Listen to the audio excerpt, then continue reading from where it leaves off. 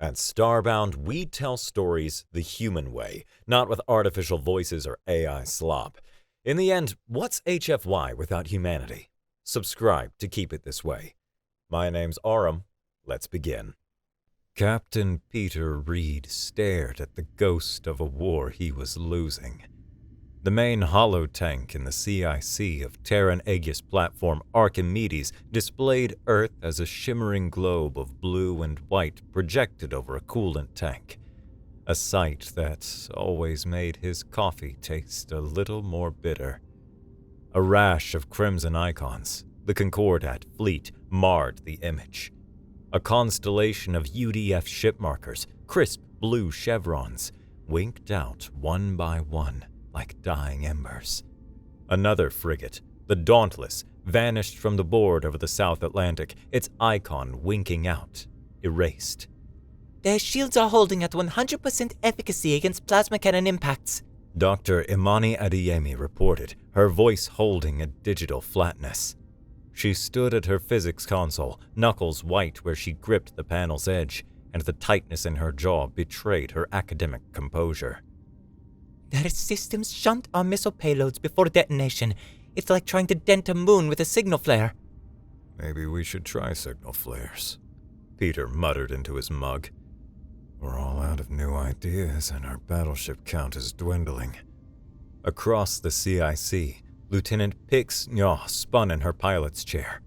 With her left hand, she keyed in a diagnostic sequence while her right traced looping fractal patterns on a secondary screen. Got a flicker in the Gavel of Doctrine's shield modulation. I found a tell, a recursive loop in their randomization algorithm that resets every 12 seconds. If I can time a missile volley to hit just as the pattern bottoms out. Patch their algorithms on the fly, Pix, Peter said, his tone softer than he intended. By the time you map the loop, they'll have written a new one. Pix slumped in her chair, a long exhale deflating her. Yeah, I know. But sitting idle feels like treason. A hush settled over the CIC. The only sound the soft clicks from Sergeant Rada Kovac's console. Rada cycled through geological survey satellites, her inputs economical and consistent, a task whose relevance to the space battle eluded everyone but her. She worked for an hour in silence. When the world was ending, Rada checked the plumbing. Peter found a grim comfort in her routine. A priority chime sliced through the quiet. A text block appeared on Peter's command display, stark as a bone on black velvet. UDF High Command, Admiral Sato, eyes only. All high-orbit assets neutralized. Captain Reed, Project Anvil authorized. Discretionary targeting on hostiles outside civilian centers. Acknowledge. Peter read the message twice. A metallic taste filled his mouth, the flavor of adrenaline. Project Anvil, the weapon humanity had conceived that was at once dumb, elegant, and terrifying, and promptly shelved for being too much of all three. Pix leaned over, her chair rolling across the deck. She read the message over his shoulder. A slow, dangerous grin spread across her face. No way. They're letting you do it? They're letting you drop rocks on them? Imani moved to stand behind him, gripping his console's edge with enough force to strain the metal. Captain, the margin for error on a kinetic drop measures in kilometers. Guidance ends after the initial burn. Atmospheric variables alone. I know the risks, Doctor, Peter replied, the words feeling foreign in his mouth. Rough and heavy. Rada turned from her console, her face a mask of professional calm. She was a slab of a woman, built with the kind of dense muscle that came from years of wrestling with asteroid drills in zero-G. Primary target? She asked, her voice low with a gravelly timbre that resonated with the station's deck plates. Peter pulled up the tactical feed. He zoomed in on South America, where a lone Concordat cruiser hung in the upper atmosphere, glassing the pampas outside Buenos Aires with an unhurried, mechanical pattern. A message. We can do this anywhere. We can erase your world." "That one," Peter said, pointing. "The bully in the stratosphere." He opened a file on his console, an interface stripped down to a satellite image and a single authorization key. The file contained the targeting solution for the Slingshot constellation, the 6 satellites that held humanity's 24 telephone pole-sized tungsten rods. He brought up the designation field for Rod 1, Satellite Alpha. He hovered his fingers over the keyboard, a grim tradition he'd conceived years ago during the project's theoretical phase, a way to make it personal, a way to remember that each launch was a conscious act. This was his choice. He typed. "All right," he said, his words carrying across the now silent CIC. "Let's send them a knock-knock."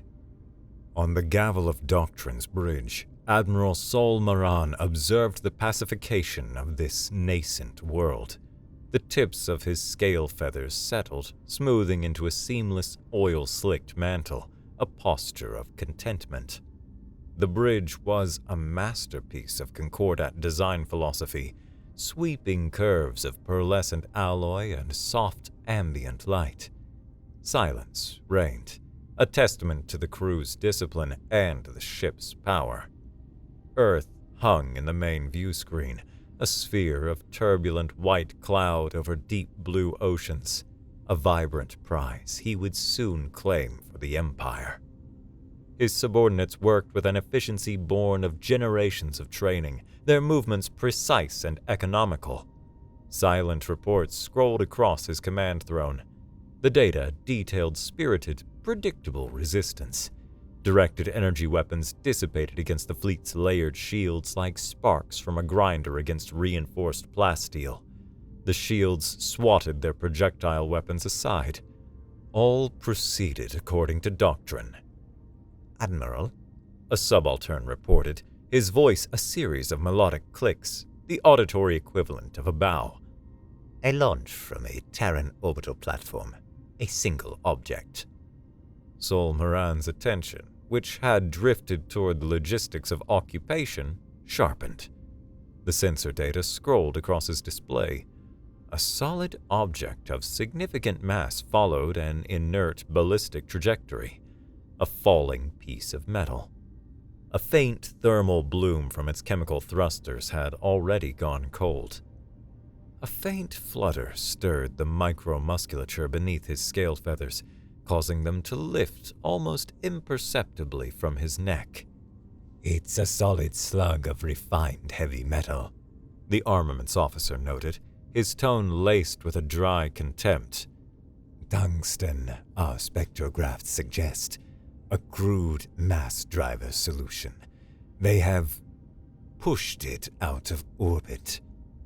Sol-Maran allowed himself a dry, rustling chuckle. They are resorting to throwing stones. How quaint. He studied this species.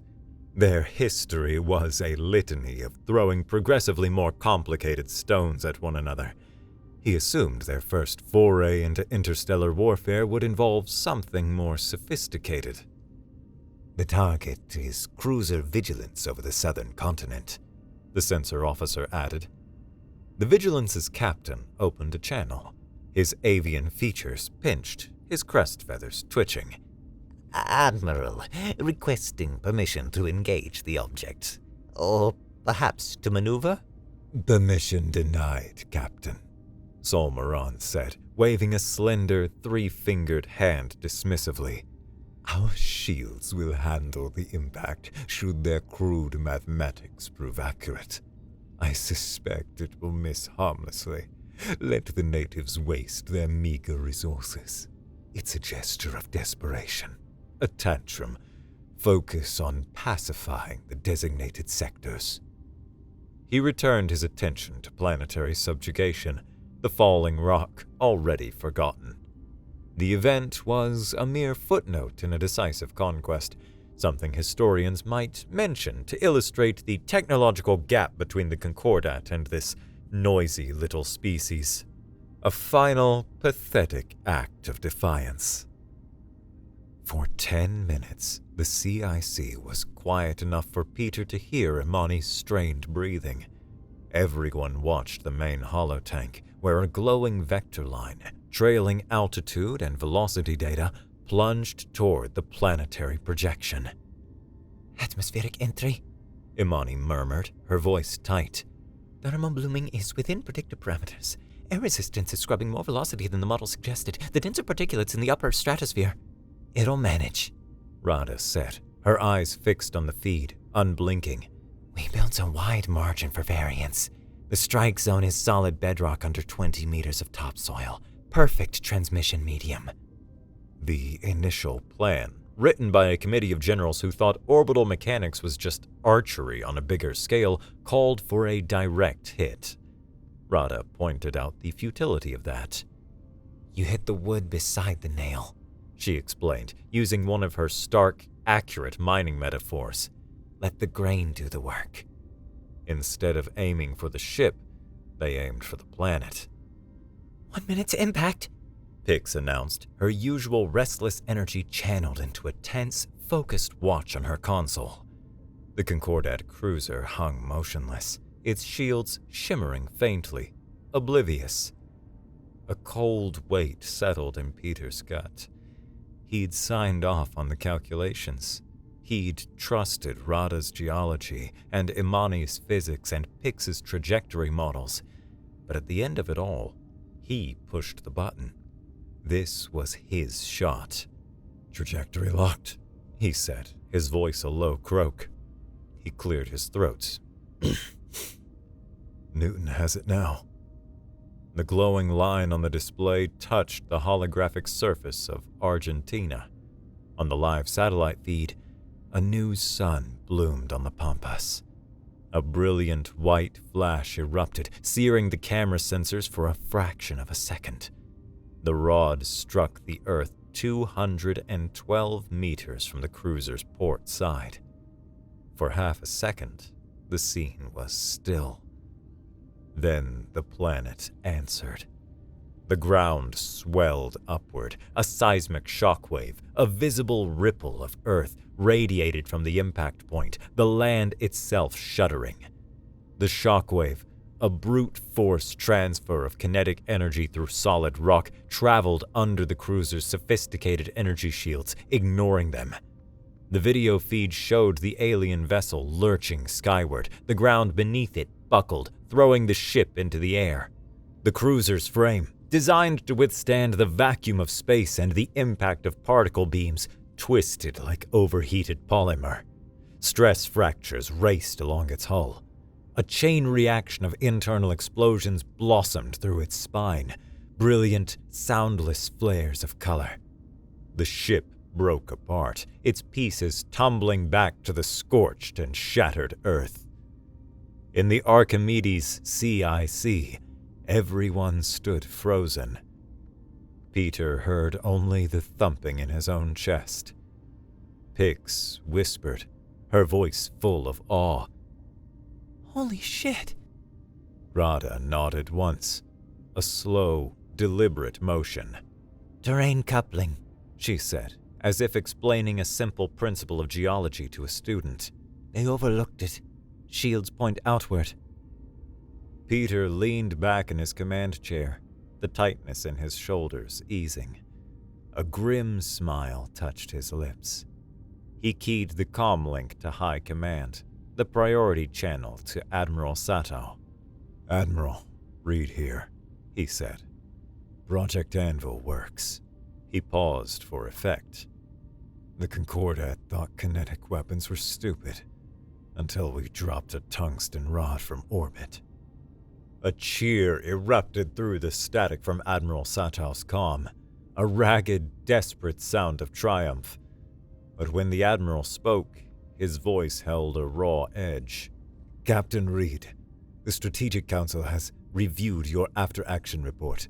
We're transferring command of Earth's primary offensive capabilities to you and your team. Peter looked around at the CIC. His team. a perpetually caffeinated artillery nerd, a hacker who thought regulations were a personal challenge, a geologist who trusted rocks more than people, and a physicist probably calculating the universe's heat death in her spare time. Earth's primary offensive capability. God help them all. With that authorization comes the full inventory manifest for the Slingshot constellation, Satel continued, his tone turning heavy. You have 23 rods remaining, Captain. 23. They're a finite, irreplaceable resource. UDF's standing orders on their use are absolute. Military targets only, and keep them away from our cities. Winning a war means preserving our population centers, keeping them whole. Peter gripped his console's edge. 23 strikes. That was it. He had to decide how to use 23 bullets to stop an avalanche. The responsibility settled on him, a weight that tightened his shoulders and made his own suit feel heavy. Understood, Admiral. The channel closed. Aboard the Gavel of Doctrine, Admiral Sol-Maran replayed the cruiser Vigilance's final moments for the 10th time. Condescending certainty evaporated from the bridge. His officers now stood stiffly at their posts, their usual quiet strained. They exchanged worried glances, their feathers flat and dull. Sol-Maran ignored them. He stared at the recording, his narrow avian features pulled taut, a muscle twitching below one eye.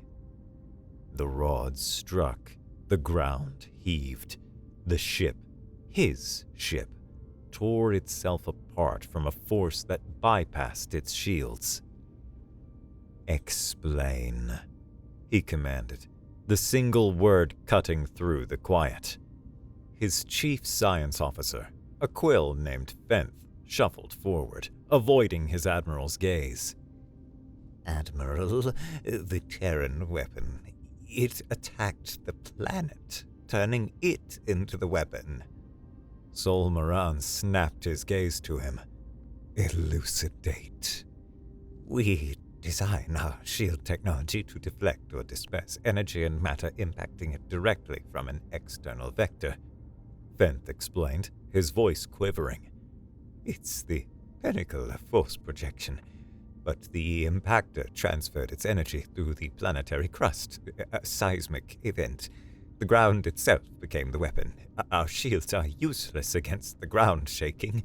The principle is insultingly simple. They bypassed the shield. Sol-Maran processed the new information, connections forming and discarding in his mind within seconds. Concordat warfare rested on energy shield supremacy. Their entire doctrine was founded on its power, and these upstarts, these loud, brutish apes, defeated it by throwing a rock. Instead of building a better weapon, they changed the battlefield. A faint, dry rustle filled the bridge as the scale feathers at Sol-Maran's neck bristled. He underestimated them. A fatal error. One he would correct. He turned to his tactical officer. Issue a fleet-wide order, effective now. All assets currently on the surface or operating in low atmosphere are to relocate. Consolidate our forces within the most densely populated urban centers. Settle our carriers in the center of their largest cities. Let them see our banners flying over their homes. The officer hesitated. Admiral, that deviates from standard procedure. Procedure is irrelevant, Sol-Maran snapped. The tactical situation has changed. Terran doctrine shows an aversion to mass civilian casualties. We will use their population centers as our shield. Let's see if they are willing to drop their stones on their own nests. He paused, narrowing his forward-set eyes. And get my engineers online. I want a countermeasure, now. The strategic map in the Archimedes CIC was a new kind of nightmare. The Concordat fleet's crimson icons, once scattered across open plains and remote coastlines, now clustered like blood clots over the world's great cities. Tokyo, Berlin, Cairo, Mexico City. A carrier group settled into the sprawling metropolis of Lagos. Son of a bitch, Peter breathed, his hands clenching into fists. He's using them as human shields. It's a sound tactical move, Imani conceded, her voice tight with disapproval. He's forcing our hand. Striking those targets is catastrophic.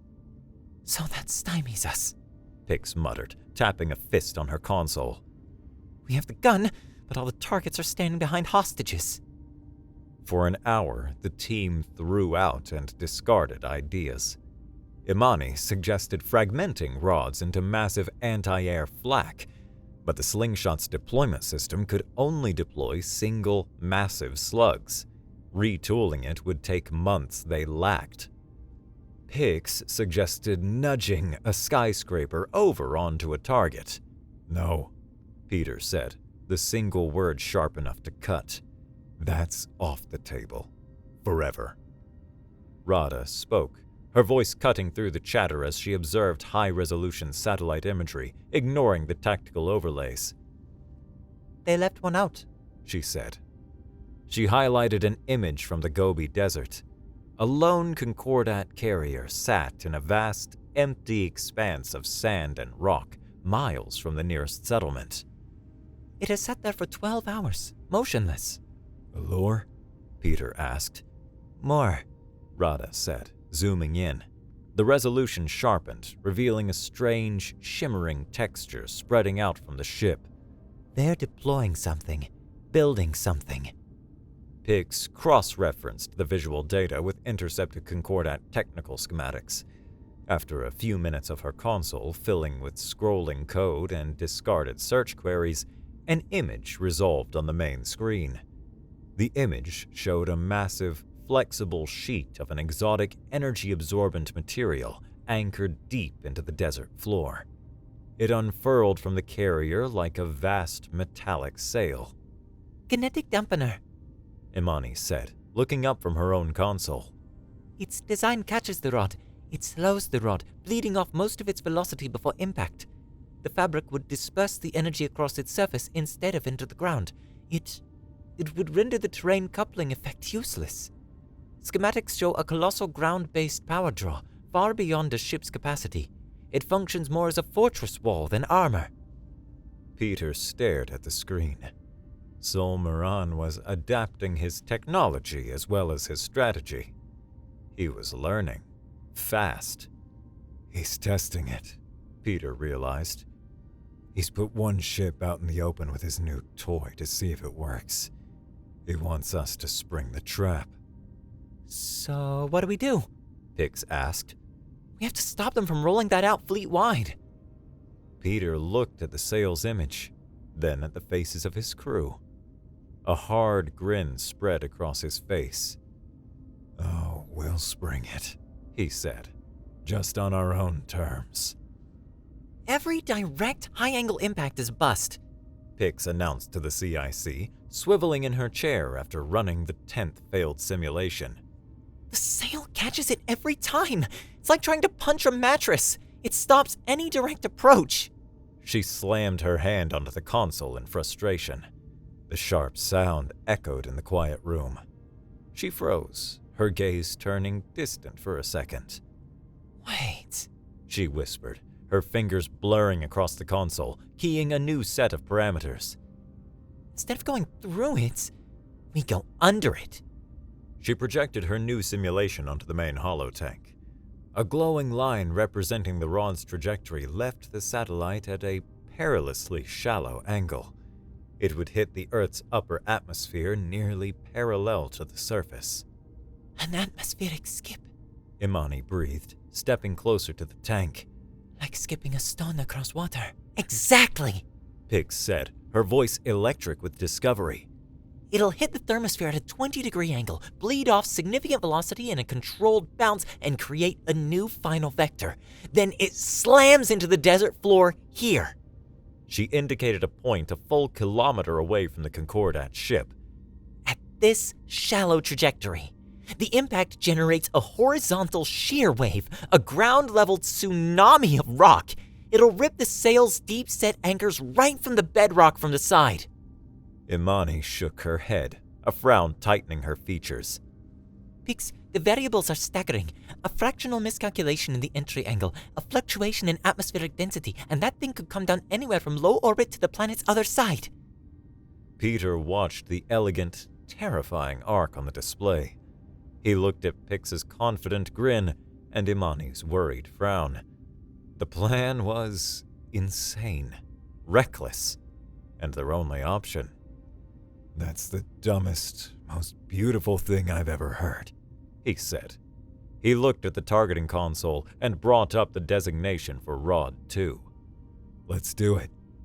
He typed in its name, Ricochet. The setup required a delicate touch. Pix remotely commanded the deployment satellite, a task automated systems normally handled. She guided the satellite with minute adjustments, firing micro-thrusters in tiny bursts to nudge the massive tungsten pole into its unorthodox release angle. On the main display, the trajectory looked wrong, a glancing blow aimed at the planet's edge. Burn complete. Release executed, Pix reported, her voice tight but steady. She's on her way. For 10 minutes, Peter found himself holding his breath, only to release it in a ragged gasp and start again. His own analogy of a pool shot came back to him. This was more than a simple break. This was a 3-cushion bank shot off a warped table in the middle of an earthquake. Atmospheric interface, Imani announced. On the live feed, the rod became a blazing spear of light. It slammed into the upper atmosphere, and for a tense second, it threatened to disintegrate. But the physics held. The rod bucked, its trajectory bending hard, and then it punched through, stabilized on a new, much steeper path toward the Gobi Desert. The result was a razor-thin match for Pix's projection. The impact triggered a violent geological event a kilometer north of the Concordat carrier. The ground itself liquefied, a wave of sand and rock cresting outwards.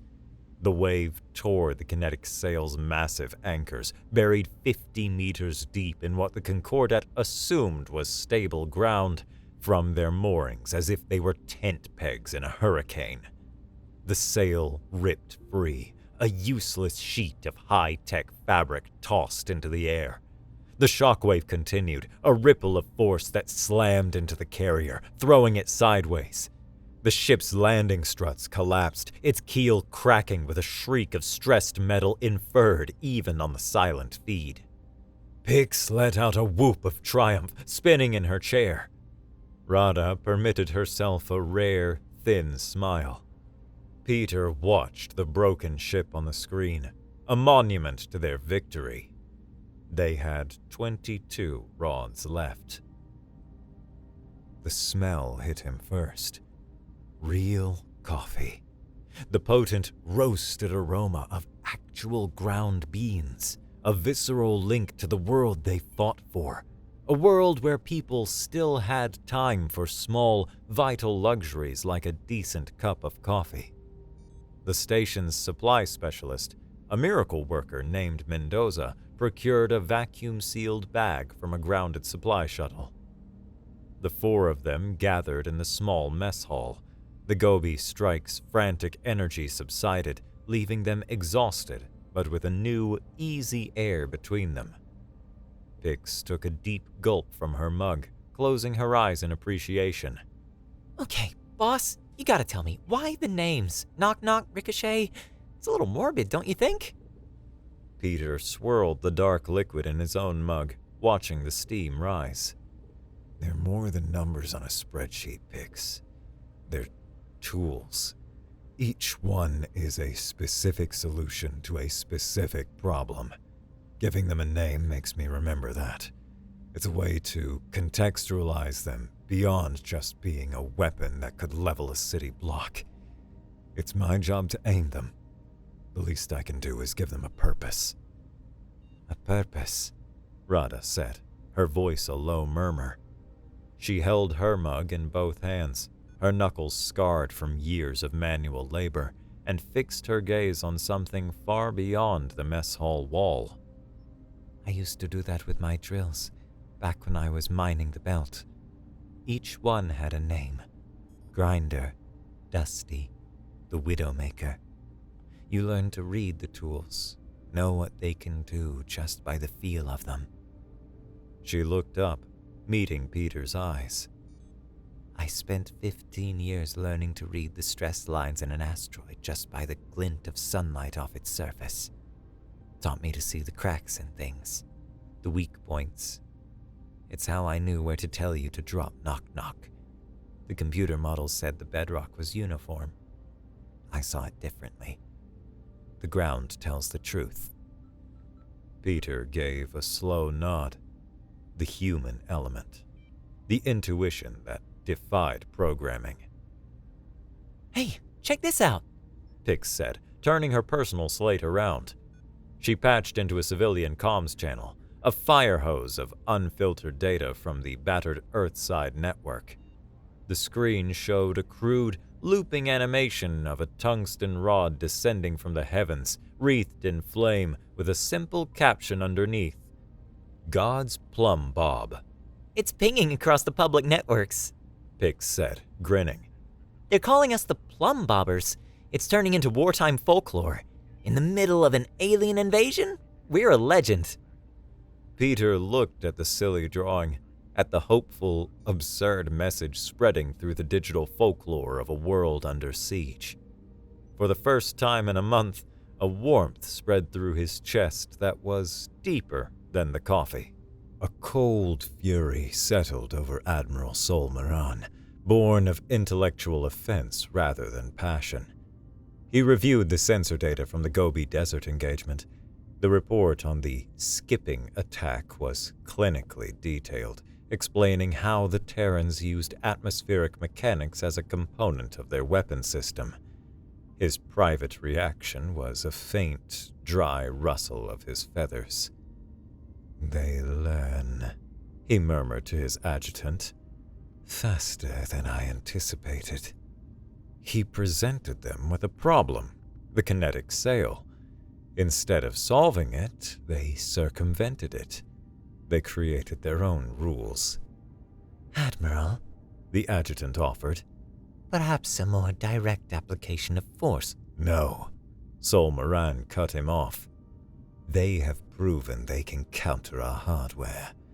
We will attack their software, their senses, their trust in the data in front of them. They insist on targeting our forces outside their cities. Well, we shall ensure they expend their precious arsenal on phantoms.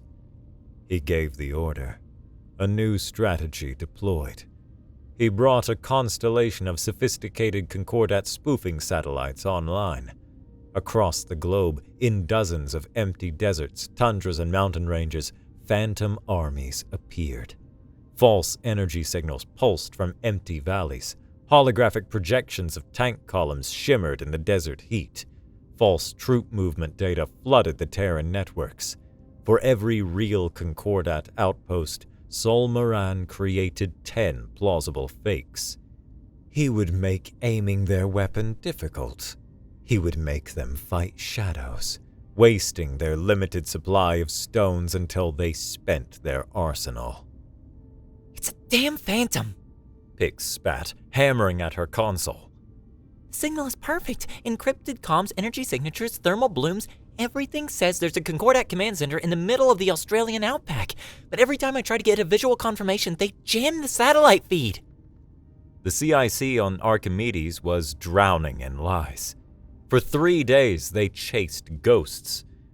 Peter authorized 2 drops based on what looked like solid intelligence. The first rod, Sucker Punch, impacted an empty patch of Siberian tundra, revealing only permafrost. The second, Blind Man's Bluff, vaporized several square kilometers of Saharan sand. 20 rods remained, 2 of them wasted. A grim mood settled over the CIC. Pix chewed on a stylus. Imani paced behind her console, and even Rada's work took on a sharper, angrier rhythm. With every failed drop, Peter felt the station's deck plates grow heavier beneath his boots. "We're scrubbing all pending strike missions," he announced, his voice flat. "We must conserve our remaining arsenal.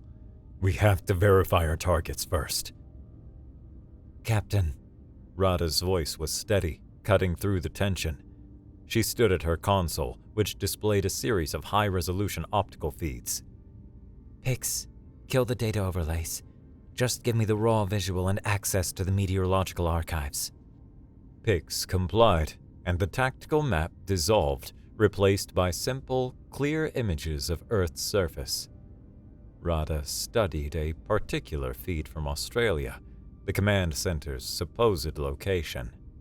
She cycled between 2 different satellites, looking at the same patch of desert from slightly different angles. "The computers are lying," she said, her voice certain. "But the ground tells the truth." She pointed to a patch of ground that looked like any other. "Something heavy has compressed the soil here. Something heavy has been sitting there for some time. And the weather data shows faint, recurring dust plumes of the past week, patterns consistent with a buried facility's heat venting systems. They can fake energy signals, but the weather is another matter." She controlled the main screen, overlaying the 2 satellite images. She marked 3 points on the landscape visible in both shots, then drew lines between them. "Old school surveyor's trick, skyline parallax. Ignore the spoofed GPS data, used fixed points on the horizon. Triangulate from there." She tapped a spot 300 meters east of the holographic command center. "The real base is here, buried. They vent their heat through that rock outcropping." Peter stared at the simple lines Rada had drawn, a technique that predated spaceflight by centuries.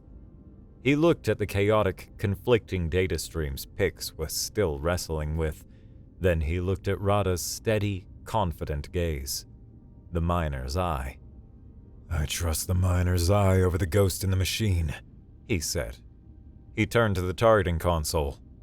"Target her coordinates." The 5th rod, named Truth or Consequences, struck the empty patch of desert floor. The resulting shockwave tore through the ground, collapsing a hidden bunker buried deep underground. Secondary explosions erupted across the outback as the real command center cooked off. The message arrived on a fleet-wide Concordat broadcast, but it addressed only one person. Pix decrypted it in minutes. "Holy crap, boss! You'll want to see this!" Admiral Sol-Maran appeared on Peter's private screen. He sat in his command throne, looking formal, almost academic. The backdrop of his opulent bridge starkly contrasted with the Archimedes' Spartan, functional CIC. "To the unconventional Terran strategist responsible for the kinetic strikes," Sol-Maran began, his voice smooth and melodic. "Though I lack your name, I know your work. I must offer my compliments. The atmospheric skip was an artful application of gravitational force. Crude, but undeniably ingenious." Peter stared at the screen in silence. "It's a rare thing to encounter a novel mind," Sol-Maran continued. "This failing endeavor wastes such talent. Your leadership squanders your genius on a lost cause." He leaned forward slightly, his focused gaze piercing the screen. "The Concordat therefore authorizes me to extend an offer to you and to your immediate team. honored asylum within the Concordat. We would value your skills. We would give you resources beyond your imagination. You are an artist of destruction, Captain. A talent like that should serve the winning side, a force for a new order. Help us bring this messy conflict to a swift and orderly conclusion. Peter listened, his expression a careful blank. He let the silence stretch after Sol-Maran finished his pitch. Then he leaned forward, mirroring the Admiral's posture. "Let me make sure I understand," Peter said, his voice deceptively calm. "You want me to betray my entire species and help you subjugate my world, in exchange for a corner office and a good dental plan?" Sol-Maran's expression remained placid. "A crude summary, but correct." Peter laughed once, a short, sharp, humorless sound. "Admiral," he said, his voice dropping to a gravelly whisper, "go fuck yourself with a rusty spike." A muscle in Sol-Maran's jaw twitched. His polite demeanor fractured, revealing something cold and sharp beneath. His feathers went still, a quiet more menacing than any display. "A pity," Sol-Maran said, his voice now clipped and cold. "I hoped you were a pragmatist. Instead, you are merely a sentimentalist. A predictable human response." The transmission cut. Pix let out a low whistle. Well, I think he disliked that. "Yes," Peter said, staring at the blank screen. "I think he did." A cold certainty settled in him. Sol-Maran had finished playing games. The warning came from UDF intelligence 3 days later. A massive energy spike emanated from a remote location in the Andes mountain range. The Concordat declared a no-fly zone for 1,000 kilometers around the area, and their orbital patrols were shooting down any satellite that tried to get a clear look. The project, on an incredible scale, remained hidden from view. "I can get us a look," Pix said, her usual bravado thinned by a new tension. "I found a maintenance backdoor in their public survey network. It gives me a shot at a passing survey drone's unencrypted visual feed. It'll be a brief window before they realize what's happening and shut me down." "Do it," Peter ordered. Pix worked on her console in a blur, entering command strings and bypassing security protocols. "Got it. Routing feed, now." An image flashed onto the main holotank, a high-angle view of a deep mountain valley, and in it, a monster. A massive, modular railgun, its barrel kilometers long, filled a specially excavated mountain cradle, its muzzle aimed at the sky, aimed at them. The feed went dead, but the image remained, seared into their memories. Imani was already at her console, her face pale. She ran calculations based on the weapon's visible size, the estimated power draw, the local geology. "The energy signature is consistent with a mass driver built for hypervelocity," she reported in a hushed voice. "They decided to fire a projectile massive enough and with enough velocity to shatter this station. A station killer. Based on the power core's charge rate, they can fire for targeting calibration in less than 38 hours. Peter stared at the gun's last recorded position. Sol-Maran changed his objective. He was taking Peter's piece off the board for good. The Archimedes crew gathered in the CIC. The usual banter died. Now the crew worked in a tense quiet. 19 rods left, scattered across 6 satellites. "The orbital mechanics are a labyrinth," Pix reported, pointing at the trajectory models on the holotank. "Only one of our remaining slingshot satellites, Echo 3, has the right orbital path to strike the Andes within the next 38 hours, and it only has 1 rod left." "And no other satellite will have a firing solution in time," Peter added. 1 shot, They had one shot. The gun rests deep in a mountain cradle, Rada said, pulling up the region's geological survey. A direct hit from above is out of the question. The surrounding peaks shield it, and the terrain coupling gives us little advantage here. The mountain is solid granite. It'll absorb the impact like a sponge. The problem looked insurmountable. Their weapon was a simple metal slug. Kilometers of solid rock buried and protected the target.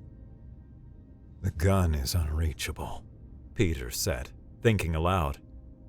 So we hit something else. Understanding dawned in Rada's eyes. She zoomed in on the geological map, highlighting a thin, faint line running deep beneath the mountain range. The Atacama fault line, she said, her voice low. A deep-seated strike-slip fault. The mountain cradle they've built the gun in is sitting right on top of it. We target the mountain, she continued, her confidence growing. We target the planet itself. The plan that formed was both terrifying and brilliant.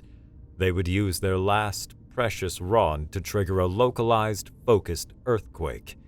The rod had to strike a specific point on the fault line, miles away from the gun, to induce a catastrophic shear failure in the rock strata. The resulting tectonic shift would cause the entire mountain cradle to collapse, burying the gun under millions of tons of rock. The targeting window, Imani calculated, her voice a thread of sound as she stared at the numbers. To create the specific oscillation frequency needed for the shear, we have to land the rod within a 10-meter target zone. Pix whistled. That's beyond threading a needle from 400 kilometers up. That's performing surgery on the needle. Peter looked at the faces of his team. One shot.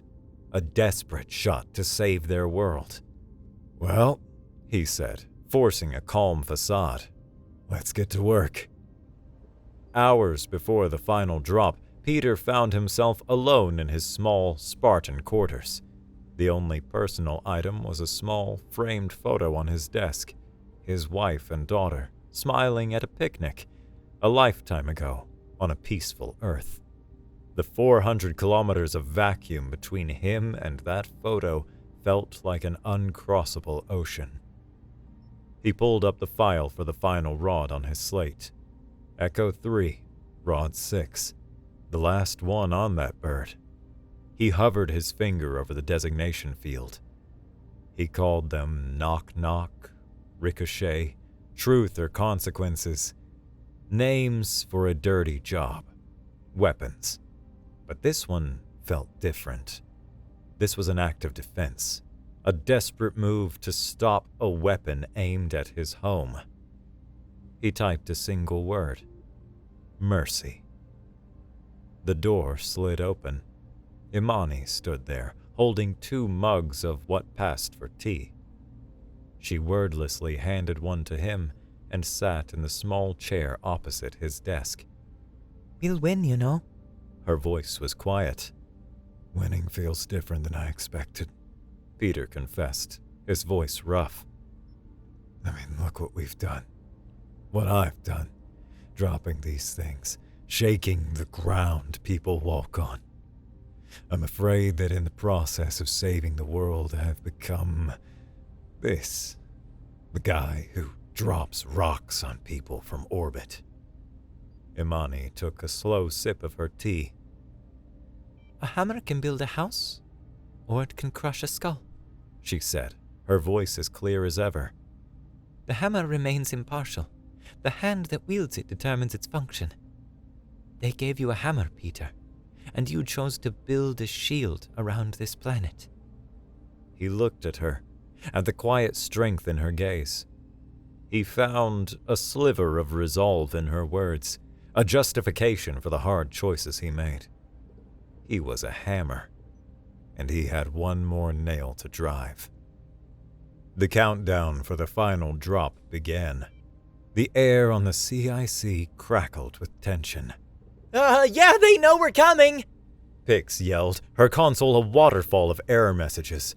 Concordat jamming frequencies were flooding their sensors. They're trying to blind us. I'm losing telemetry from our targeting relays. 30 minutes to the release window, Peter announced, his voice tight. Rada, I need you. Rada replied over his private comm, her voice steady as rock. She was tapping into a network of passive UDF geological sensors, faint trickles of data that bypassed Concordat's electronic assaults. They can jam our sensors, but the planet is immune, Captain. I've been modeling this fault for 36 hours. The model is wrong. The granite strata is denser than the initial scans showed. It will deflect the shear wave. His pulse hammered in his throat. Can you adjust for it? I can, she said. Adjust final trajectory. 2 meters to port, Captain. It's a small change, but it'll make all the difference. It'll hit the sweet spot. 2 meters. From 400 kilometers away, while navigating on Rada's numbers alone. Peter made the adjustment, his own pulse unsteady. 5 minutes to release. The entire station shuddered. A high-pitched shriek of stressed metal echoed through the frame. They fired! Pix screamed. The railgun fired! Low-power test shot! On the telemetry plot, a red line showed the projectile's trajectory. It screamed past the station, missing them by less than a kilometer. A warning shot. Their time was up. Release window is now! Imani called out. Commit, Peter said, his voice a hoarse whisper. His palm slapped the command button. The rod released. Mercy began its 10-minute fall into silence. The CIC fell silent. They did everything they could. Gravity had it now. On the sensor display, the railgun's power signature spiked, climbing toward 100%. The next projectile would be a kill shot. The glowing line representing the rod's descent touched the Andes. Impact. For a long, terrifying second, the mountain held still. The railgun's power signature continued to climb. Then, the seismic sensors on the tactical overlay flared from green to solid, screaming red. The mountain groaned. On the Gavel of Doctrines bridge, Admiral Sol-Maran watched the railgun power up for its full-strength, station-killing shot. He allowed himself a slight downward curl of his mouth's edge. He presented the natives with an unsolvable problem. He won. Then, a tremor rocked his bridge, a deep, powerful vibration that originated from the planet below. His officers stumbled, their feathers flaring in alarm. Report! Sol-Maran snapped. The live feed from the railgun sight on the main screen flickered. The image shook hard. Then, with a slow, majestic finality, the entire mountain collapsed in on itself. The cradle holding his ultimate weapon vanished under an avalanche of dust and rock. The colossal landslide buried his plan, his victory, and his pride under 1 billion tons of granite. His officers stared, their faces a mixture of confusion and disbelief. A miss, one of them stammered. They missed the weapon entirely. Sol-Maran understood immediately. His mind, so used to thinking in terms of ships and shields, grasped the terrifying simplicity of his enemy's philosophy. They aimed at the mountain.